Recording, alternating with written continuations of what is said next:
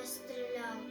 Но тогда в Берлине под обстрелом полз боец и телом заслоня девочку в коротком платье белом осторожно вынес из огня и, погладив ласковой ладонью, он ее на землю опустил. Говорят, что утром маршал Конев Сталину об этом доложил.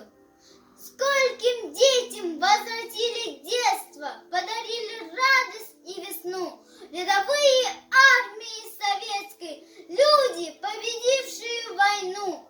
И в Берлине в праздничную дату был воздвигнут, чтоб стоять в века, памятник советскому солдату с девочкой, спасенной на руках. Он стоит как символ нашей славы, как маяк, светящийся во мгле. Это он